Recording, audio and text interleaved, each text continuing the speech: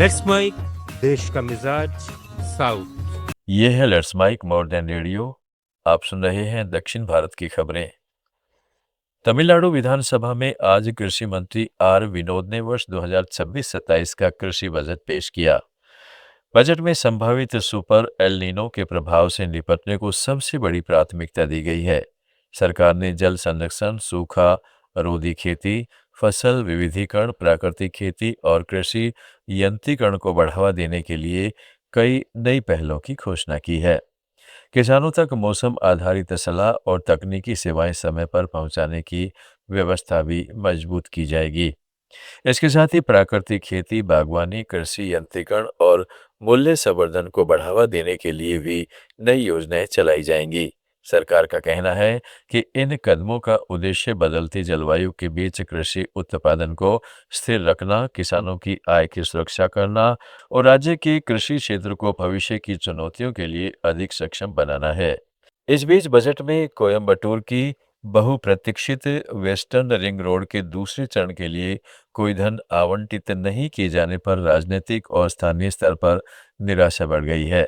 स्थानीय निवासी संगठनों और जनप्रतिनिधियों का कहना है कि पहले चरण के बाद दूसरे चरण के बिना परियोजना का कोई मतलब नहीं रहेगा। शहर की बढ़ती ट्रैफिक की समस्या, औद्योगिक क्षेत्रों की कनेक्टिविटी और माल परिवहन पर असर पड़ता रहेगा। हाईवेज विभाग पहले ही डीपीआर सरकार को सौंप चुका है, लेकिन बजट में राशि नहीं मिलने से परियोजना के जल्द शुरू होने की संभावना पर सवाल उठने लगे हैं। पुडुचेरी में नई सरकार के गठन के कई सप्ताह बाद आखिरकार 6 सदस्यों वाली मंत्रिपरिषद में विभागों का बंटवारा कर दिया गया है। उपराज्यपाल के कैलाश नाथन ने मुख्यमंत्री एन रंगासामी से परामर्श के बाद इसकी अधिसूचना जारी की। मुख्यमंत्री ने वित्त योजना, स्वास्थ्य, राजस्व, स्थानीय प्रशासन, परिवहन और कार्मिक जैसे प्रमुख विभाग अपने पास रखे हैं। गृह मंत्री ए नमसिवायम को गृह, बिजली, शिक्षा और कानून विभाग दिए गए हैं।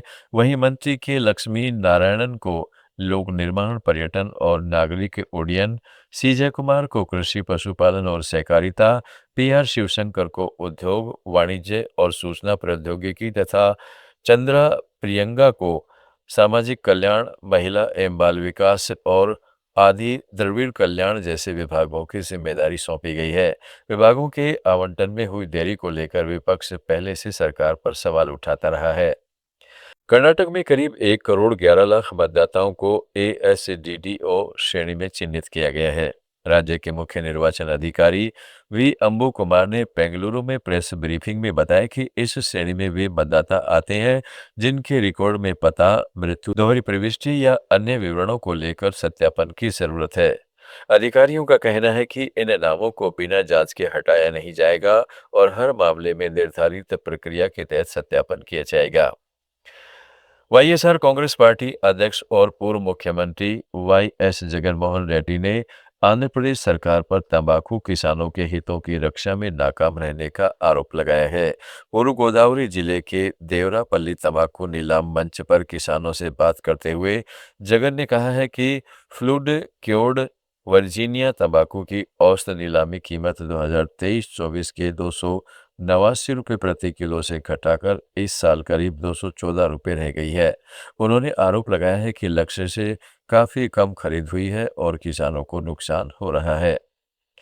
तेलंगाना के मुख्यमंत्री ए रेवंत रेड्डी ने केंद्रीय जल शक्ति मंत्री सीआर पाटिल से तुम्मी डिहट्टी बैराज की ऊंचाई बढ़ाने के मुद्दे पर महाराष्ट्र से बातचीत कराने की मांग की है। दिल्ली में मुलाकात के दौरान रेवंत ने कहा है कि दोनों राज्य पहले 148 मीटर ऊंचाई पर सहमत थे, लेकिन 150 से 152 मीटर ऊंचाई के गुरुत्वाकर्षण से पानी मिल सकेगा। पाटिल ने आश्वासन दिया कि केंद्रीय जल आयोग पहले दोनों राज्यों के अधिकारियों की बैठक करेगा, इसके बाद सिंचाई मंत्रियों की बैठक होगी। केलम के जल संसाधन मंत्री मॉन्स जोसेफ ने कहा है कि मुल्ला पेरियार बांध की सुरक्षा को लेकर सुप्रीम कोर्ट के निर्देश अभी तक लागू नहीं हुए हैं। कोट्टायम में पत्रकारों से बात करते हुए उन्होंने तमिलनाडु के बजट में जल स्तर बढ़ाने की घोषणा का विरोध किया। जोसेफ ने स्पष्ट किया है कि केरल किसी भी हाल में 142 फीट से ऊपर जल स्तर बढ़ाने की अनुमति नहीं देगा। उन्होंने चेतावनी दी कि अगर तमिलनाडु ऐसा करता है तो केरल सुप्रीम कोर्ट का रुख करेगा। तमिलनाडु, कर्नाटक, केरलम, आंध्र प्रदेश, तेलंगाना, पुडुचेरी और अंडमान निकोबार की ताज़ा खबरों के इस बुलेटिन को रोजाना सुनने के लिए डाउनलोड करें लेट्स माइक ऐप। जुड़े रहिए लेट्स माइक के साथ।